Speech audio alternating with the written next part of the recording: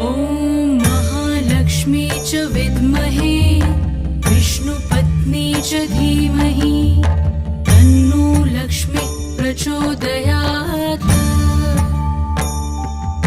ॐ महालक्ष्मी च विद्महे विष्णुपत्नी च धीमहि तन्नो लक्ष्मी प्रचोदयात्। ॐ महालक्ष्मी च विद्महे विष्णुपत्नी च धीमहि तन्नो लक्ष्मी प्रचोदयात्।